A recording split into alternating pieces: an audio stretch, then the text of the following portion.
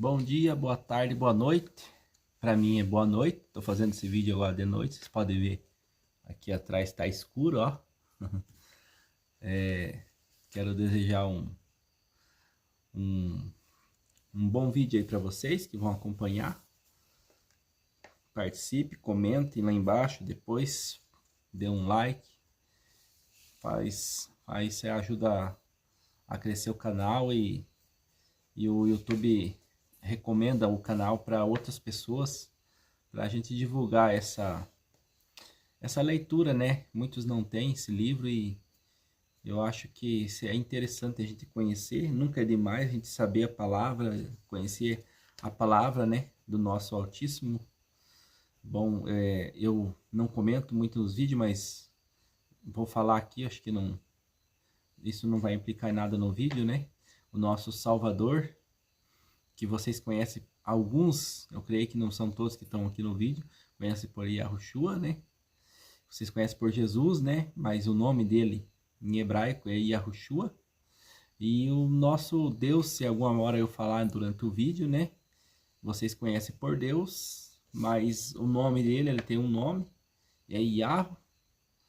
Então o nome do Pai tem o nome do Filho, né? Esse Jesus e Deus aí não fecha muito bem, mas guardem no teu coração. O que importa é vocês ouvir a palavra aqui que eu vou passar aqui e guardar no coração que vocês sentirem de guardar.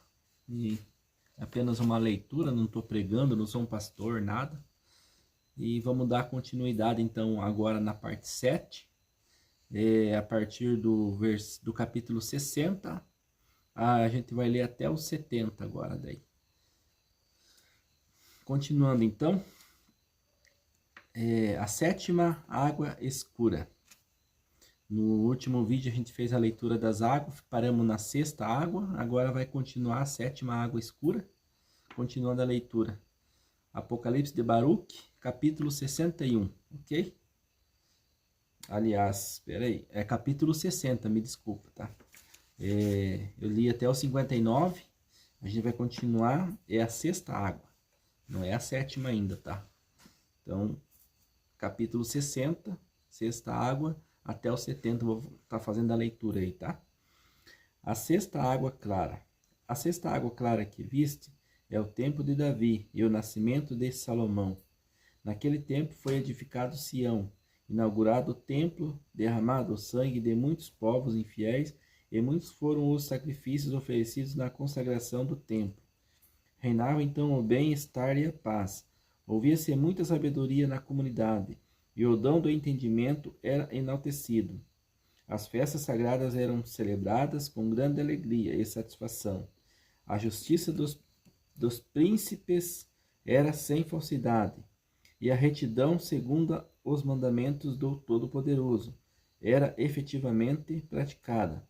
Assim o país, que então era muito agradável, foi glorificado acima dos outros povos, em virtude da religiosidade dos seus habitantes, e a cidade de Sião detinha a soberania sobre todos os povos e sobre todas as províncias. Isso foi a água clara que viste. A sétima água escura. A sétima água escura que viste é o projeto perverso de Jeroboão, da construção de 2 bezerros de ouro. Aqui, pessoal, só um comentáriozinho. Vocês viram, depois quando eu for fazer o estudo eu vou estar falando sobre isso. Vocês viram que nesse tempo de Salomão, entre Davi ali e Salomão ainda reinava a paz. Eles tinham o templo ali, tinham o sacerdócio, tinha toda aquela não consigo falar, religiosidade, né? Mas estava ali, um negócio era uma bênção, era a Sião ali, né? Conhecida como Sião, né? Naquele tempo. Aí quando entrou o filho Jeroboão, que é um dos filhos de Salomão, aconteceu ali muita coisa naquele tempo. E até um entendimento que eu tenho, tem alguns livros que contam a história, ali foi separadas as tribos nesse tempo. Por isso que eu só quero comentar, porque depois quando eu for fazer o vídeo comentário, eu vou comentar sobre esse assunto aqui. E ali aconteceu a separação, eram 12 tribos, ali reinava Sião sobre todos os povos, como acabou de falar agora nesse capítulo atrás aqui. E aconteceu a separação das tribos ali houve a separação de Israel. Tem uma profecia em Isaías ou Jeremias, não tenho certeza. Isso aí a gente tem que... Quando eu for fazer o estudo, eu vou estar trazendo também isso. Que diz que ainda, disse Deus, ainda eu vou juntar as duas casas de Israel. Porque aconteceu uma separação nesse tempo aqui. E aí 10 tribos foram para o cativeiro e 2 ficaram lá, nessa Sião. Então, as 2 tribos se foram para o cativeiro. Vocês viram nos começos dos vídeos ali que falam que as 10 tribos já tinham ido para o cativeiro e 2 tinham ficado. Eu não lembro se eu já falei ou ainda vou falar dessa passagem aqui. Mas é isso aí, daí só para comentar esse detalhezinho aqui. Que aconteceu aqui, nesse tempo aqui que eles estão falando dessas águas escuras aqui. Que seria a 7ª água. Que aconteceu aquela separação das tribos ali. Foi nesse tempo desse rei aqui.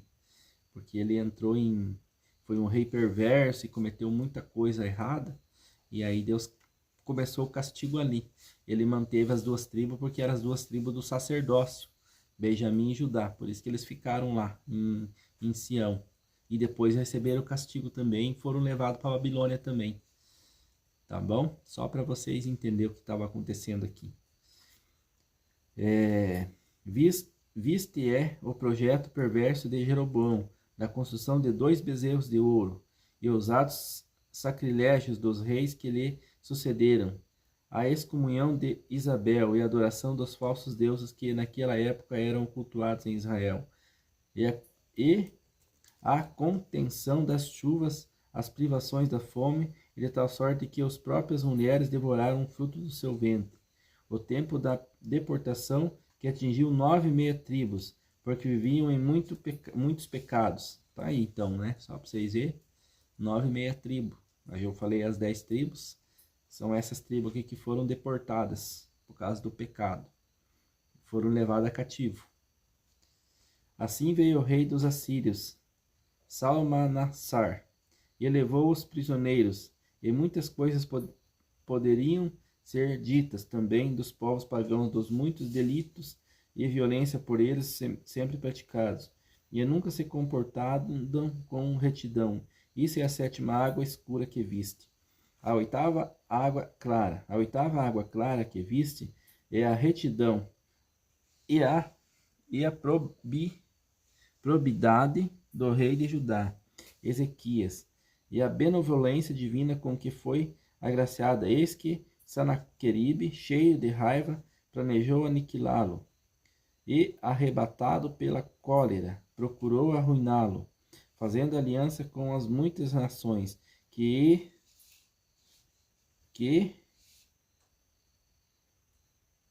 pela cólera procurou arruiná-lo, fazendo aliança com muitas nações, que a ele se reuniram.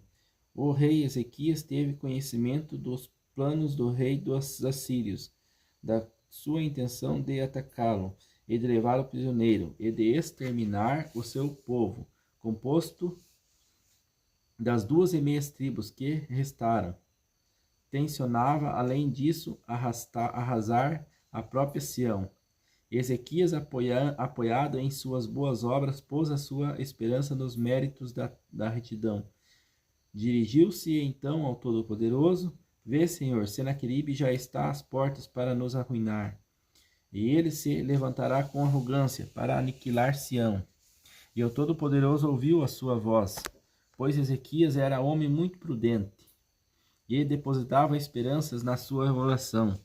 Por ser um justo, então, o Todo-Poderoso convocou seu anjo Ramiel, e o mesmo que agora fala contigo, e eu fui, exterminei a grande multidão deles. Só os seus chefes chegavam a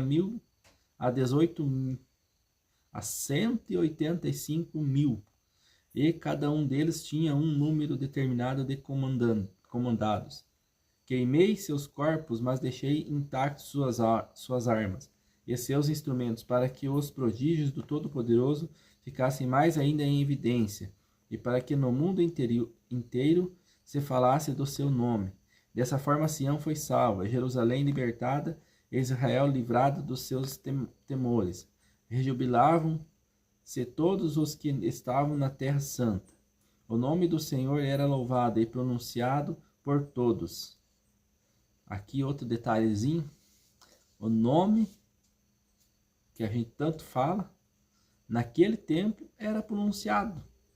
O nome dele. E que depois foi tirado do povo por causa do pecado. E hoje ele está nos dando de volta essa graça de a gente estar pronunciando novamente o nome dele verdadeiro.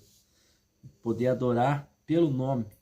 Porque a ninguém você chega e fala assim, ô fulano, e a pessoa olha e fala assim como se fosse para ela, sendo que você não está chamando pelo nome.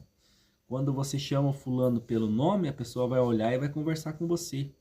Então o nosso Criador, o nosso Redentor, o nosso Rei, ele tem um nome.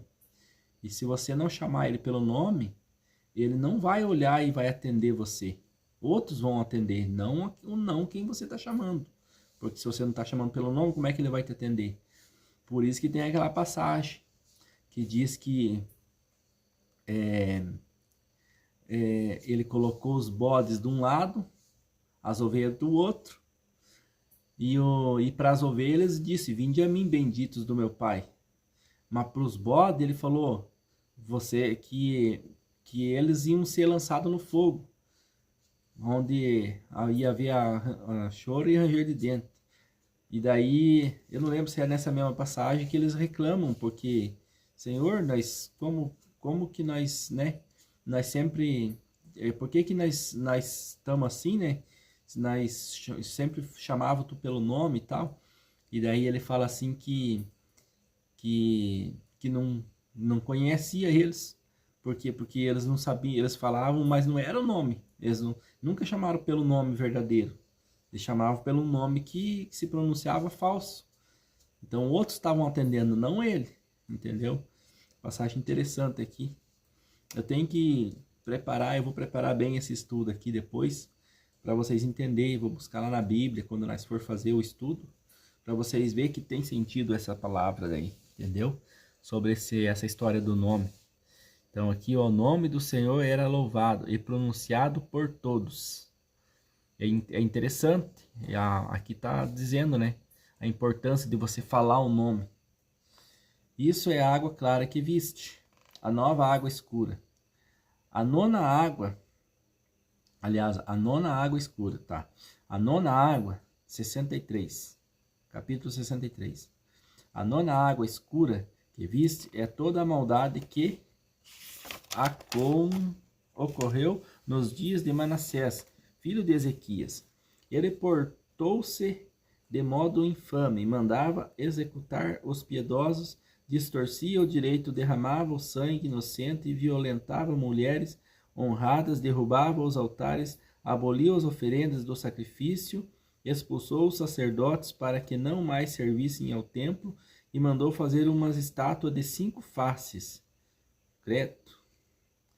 4 delas olhavam para a direção dos 4 ventos e a quinta encontrava-se no topo da imagem, como para desafiar o Todo-Poderoso.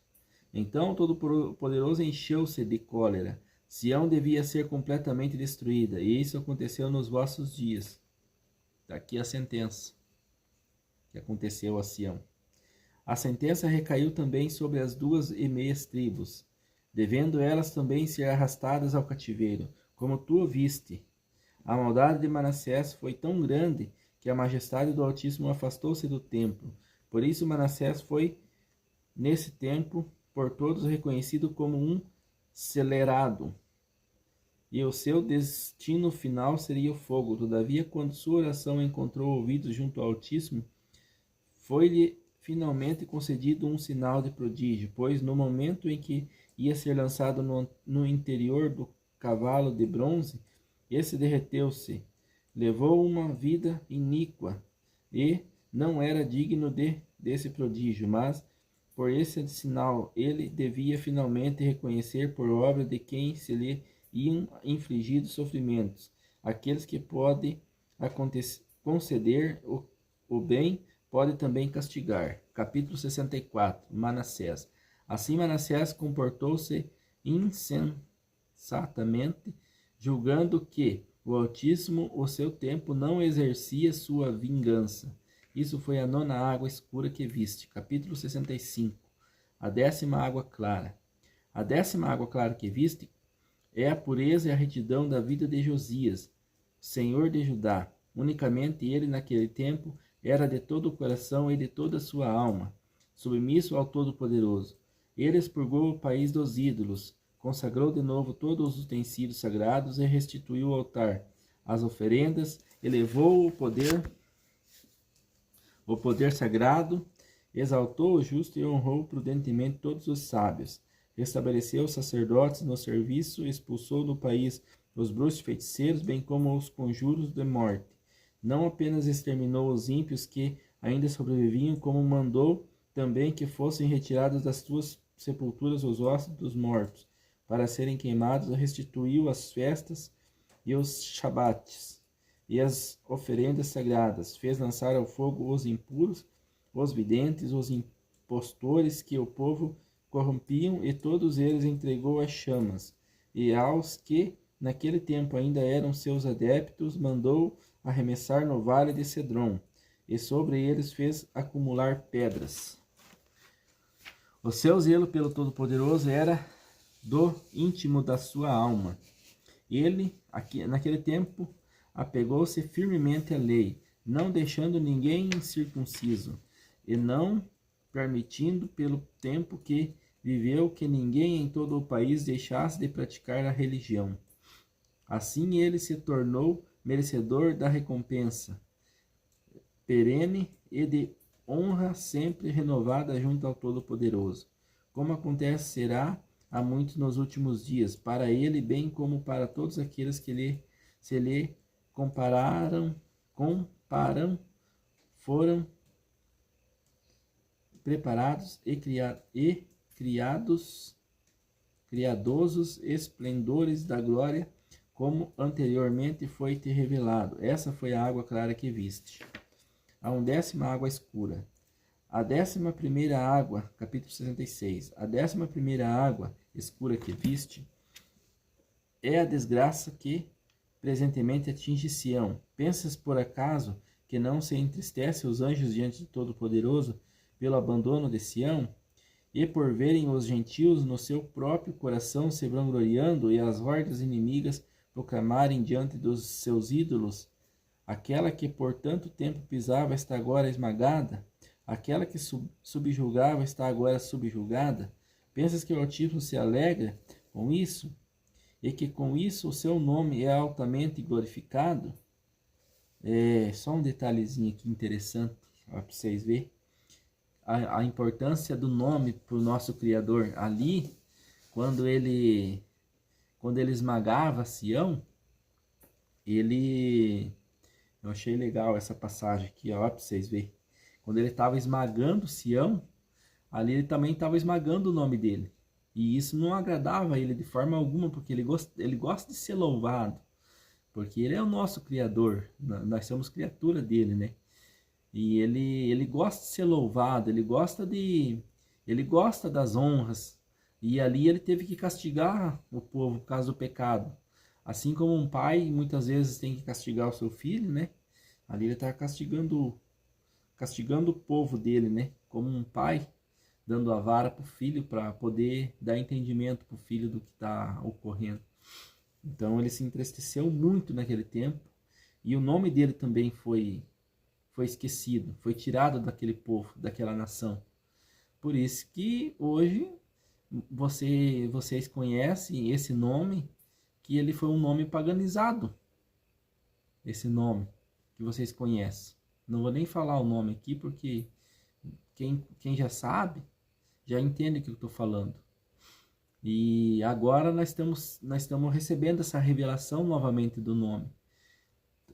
tem muita gente pregando, falando exaustivamente sobre este nome. Que o nome do Pai tem o nome do Filho, que o Pai tem um nome, que o Filho tem um nome, e um nome se completa com o outro. E é o que nós estamos fazendo hoje. Essa é uma bênção especial para a vida de quem tá guardando esse nome no coração. E nos últimos dias ele não ia deixar de revelar novamente o nome dele. Porque é importante o nome. Ele fala sobre o nome dele o tempo todo. Então tá aqui, ó. Mas também o que seria feito da sua... deixa eu ver aqui onde é que tá falando aqui. O Altíssimo se alegra com isso. Deixa eu ver aqui. Esta agora é subjugado. Pensas que o Altíssimo se alegra com isso? Ele não se alegra com isso, de forma alguma. E que com isso o seu nome é altamente glorificado? Não é glorificado. Quando ele estava lá dando a vara para o povo dele, o nome dele foi... acabou. Mas também o que seria feito da sua tão justa sentença? Então ele esmagou o nome dele junto naquela situação ali, quando ele jogava Sião para o cativeiro. Acabou. Mas ele disse que nos últimos dias ele ia novamente trazer uma bênção especial para o povo dele. E está aí essa bênção. Essa bênção especial é o nome dele, que está sendo pregado novamente, está sendo falado novamente.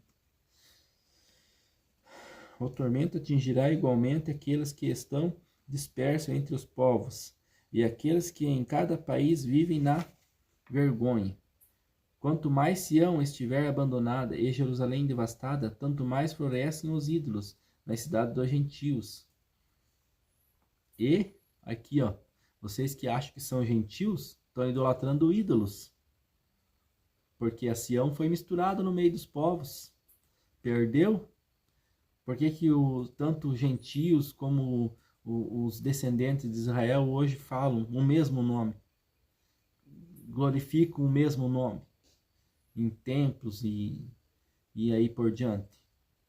Porque esse não é o nome do nosso Salvador, do nosso Criador. Ele tem um nome. E ele mostra para nós o nome dele. Então está perdido, está todo mundo perdido. Falando um nome estranho, que não o nosso, do nosso Salvador. Os ídolos nas cidades dos gentios e o perfume do balsâmico da justiça que da lei emana, e volou-se completamente em Sião, em toda parte da terra. E Sião reina o cheiro do pecado. Credo. Então levanta-se, ó rei da Babilônia, que agora arrasou Sião, jactando-se diante do povo e concebendo arrogâncias em seu coração diante do Altíssimo, mas finalmente ele também cairá. Isso corresponde a 1/10 água. A 2/10 água clara, capítulo 67. A 12ª água clara que viste significa o seguinte: virá em seguida o tempo em que a tribulação que se abaterá sobre o teu povo será de tal ordem que ele ocorrerá o risco de perecer inteiramente, mas na realidade ele será salvo, e então os seus inimigos se prostrarão aos seus pés, e por longo período o povo estará em júbilo. Naquele período Sião também será rapidamente reconstruída, e serão restabelecidos os sacrifícios, os sacerdotes tomarão o ministério sagrado, e os próprios pagãos haverão de se aproximar, reverentes, mas não na mesma medida de antigamente. Então acontecerá a queda de muitas nações, e isso é a água clara que viste. Capítulo 68, a água mais escura de todas. A última água que viste era de fato mais escura do que as anteriores. Ela veio depois das 12 precedentes, atingiu o mundo inteiro. O Altíssimo separou essas águas de antemão, pois somente ele sabe o que vai acontecer. Pois dos pecados e das provações que acontecerão sobre os seus olhos, Eles discernem com antecedência 6 espécies das boas ações dos justos, que mediante ele se realizarão. Ele igualmente distingue 6 espécies, independente de tudo aquilo que ainda realizara no fim do mundo. Por isso é que das águas escuras não resultou a escuridão, nem das águas claras a claridade. Então será o fim. Capítulo 69. O sentido da mais escura das águas. Ouve agora o significado dessas última água negra que virá, após as águas escuras anteriores. É o seguinte: o sentido: dias virão em que os tempos estarão maduros. Próximo estará a colheita da boa e da má semeadura. Então o Todo-Poderoso espalhará a confusão da mente e das angústias do coração sobre a terra, sobre os seus habitantes e seus príncipes.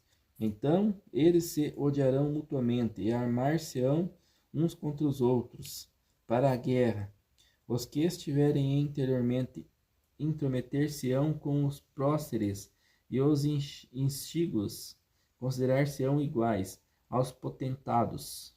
Muitos serão entregues nas mãos de poucos, e os que não eram nada dominarão os poderes dos pobres. Os pobres terão superabundância no lugar dos ricos. Os malfeitores se sobreporão aos heróis. Os sábios se calarão, os nécios terão a palavra. Não se realizarão. Parece que está falando do nosso tempo aqui, né? Meu Deus. Interessante essa passagem. Os homens nem se reflexões dos príncipes, nem se cumprirá a esperança dos que esperam ao chegar o que agora foi anunciado. A confusão se estabelecerá entre todos os homens. Muitos cairão na guerra, muitos perecerão de tristeza e muitos deixarão os seus no desamparo. Interessante, né? Então o Altíssimo fará levantar-se aqueles povos que ele havia preparado. Eles virão e moverão batalha contra os príncipes que ainda restarem. Mas todo aquele que sobreviver à guerra perecerá por um terremoto. Um grande terremoto, né? Muita gente que já ouviu aí essa passagem do grande terremoto. Tá aqui, ó. Quem se salvar do terremoto morrerá. Vai vir um terremoto antes, tá, gente? Agora, nesses últimos dias, vai acontecer um terremoto muito grande. Alguma coisa muito grande vai acontecer que vai mudar tudo. Pelo fogo. E quem se salvar do fogo morrerá pela fome. Quem então ainda puder encontrar salvação e a tudo isso escapar, seja vencedor. Ao vencido cairá nas mãos do meu servo, o Messias. A terra toda devorará os que nela habitam. Tá aqui. É o reinado do Messias. Legal, né? Capítulo 70. A proteção da Terra Santa. Tá aí. Fica para a próxima leitura daí, tá? Capítulo 70 em diante. Bom, quero pedir para vocês aí, deixa o like, comenta aqui embaixo no vídeo, compartilha com seus amigos, seus conhecidos. Esse livro é muito bom, é a passagem do nosso povo, que aconteceu lá atrás e hoje está refletindo nos nossos dias. Um abraço, um beijo no seu coração e até o próximo vídeo. Tchau.